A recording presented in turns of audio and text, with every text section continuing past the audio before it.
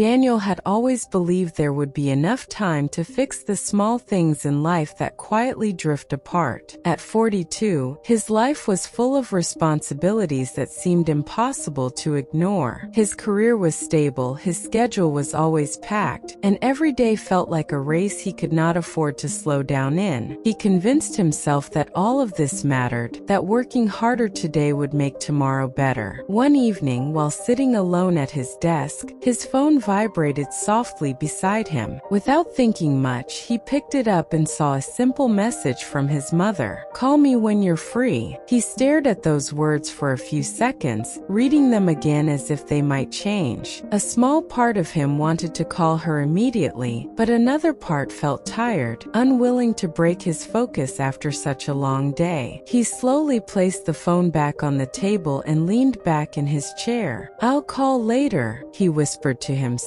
as if saying it made it certain. He returned to his work, telling himself it would only take a few more minutes. But minutes turned into hours without him noticing. The room grew darker, and the glow of his screen became the only light left. By the time he finally looked at his phone again, it was late. He unlocked it, saw the same message still waiting, and paused. Then he locked the screen again without replying. "Tomorrow," he said quietly, convincing himself it wasn't a big deal. It felt harmless, something he could easily fix the next day. What he didn't realize was that sometimes the smallest delays carry the biggest consequences, and the moments we push aside don't always wait for us to return. The next morning began in a rush, just like every other day. Daniel woke up later than he had planned, quickly got dressed, and left the house without giving himself a moment to think. His mind was already filled with work, meetings, and tasks that demanded his attention before the day had even properly started. As he drove through the busy streets, the message from his mother briefly crossed his mind again. For a second, he thought about calling her right there, but he hesitated. "I'll do it later," he said quietly, repeating the same promise he had made the night before. It felt easier to delay than to pause his routine. When he arrived at the office, everything moved quickly. Conversations overlapped, deadlines approached, and his focus was pulled in different directions at once. Time slipped away faster than he expected. By the time he looked at his phone again, hours had already passed. The thought of calling had faded completely into the background. In the afternoon, his phone suddenly rang while he was working. Without checking the screen, he answered immediately,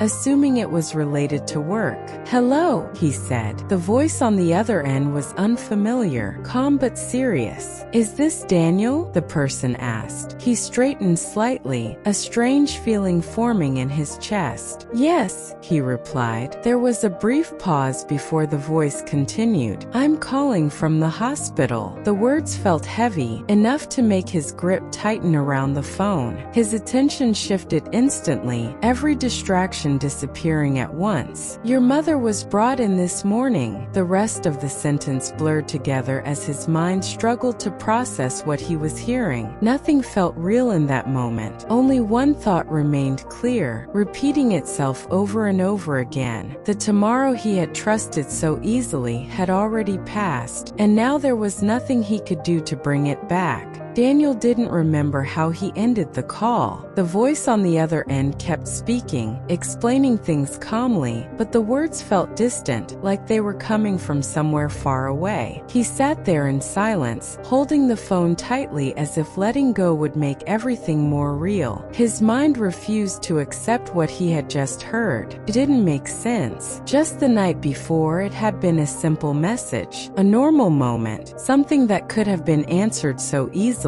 Now it felt like that small moment had turned into something much bigger, something he couldn't undo. He stood up suddenly, his chair moving back with a sharp sound, but he barely noticed it. People around him continued working, unaware that his world had just shifted completely. He grabbed his keys without saying anything and walked out, his steps faster than usual, almost unsteady. The drive to the hospital felt longer than it actually was. Every Every red light, every slow-moving car, every second felt like it was holding him back. His thoughts kept repeating the same sentence again and again. I should have called. By the time he arrived, his hands were slightly shaking. He walked through the entrance quickly, his eyes searching for something, anything that could make this feel less real. But deep inside, he already knew. Some moments don't give you a second chance, and this was one of them. The hospital hallway was quiet in a way that felt heavy, almost suffocating. Daniel walked slowly now, his earlier urgency fading into something else, something harder to describe. Fear maybe, or the realization that he might already be too late. A nurse approached him gently after he gave his name, her expression calm but serious. She didn't need to say much. The look in her eyes said enough. Daniel felt his chest tighten again, stronger this time, as if the weight of everything was finally catching up to him. He followed her down the hallway, each step feeling slower than the last. When they reached the door, he hesitated for a moment. His hand rested on the handle, but he didn't open it immediately. It was as if a part of him still believed that if he waited, things might somehow change. But they didn't. Slowly, he pushed the door open and stepped inside. The room was still, too still. His mother lay there, motionless, her face calm in a way that didn't feel right. Daniel stood frozen, unable to move closer at first. The silence in the room felt louder than anything he had ever heard. He took a step forward, then another, until he was standing beside her. His hand moved slowly, almost carefully, as he reached out and held hers. It was colder than he expected. In that moment, everything became painfully clear. The missed call, the message, the delay. It wasn't just a small decision anymore. It was something final, and no matter how much he wished for it, there was no way to go back and change it.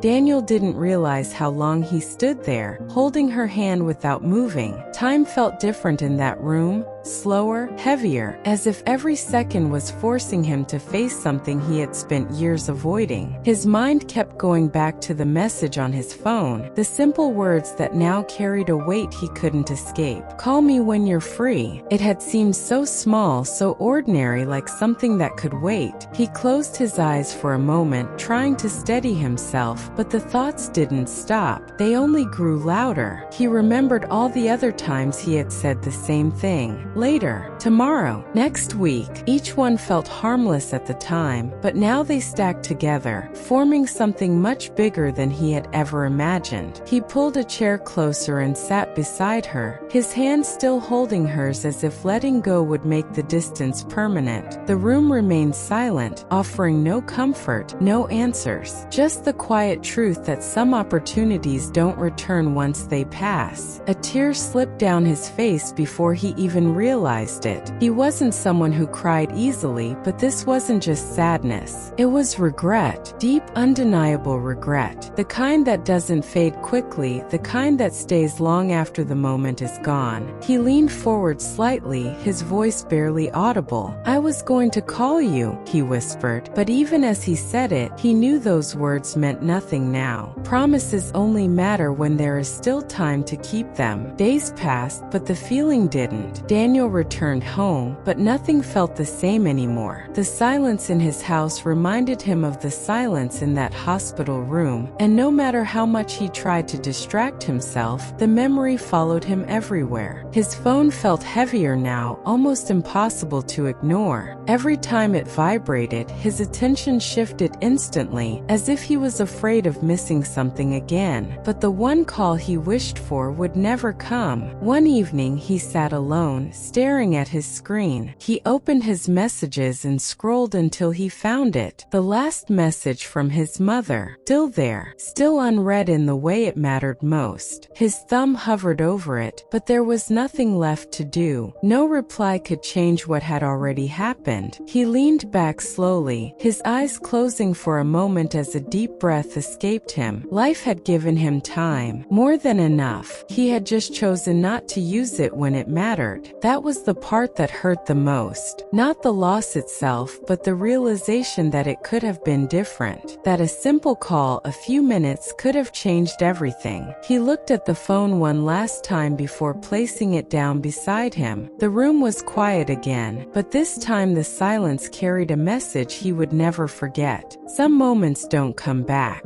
Some chances don't repeat. And sometimes the smallest delay becomes the biggest regret of your life.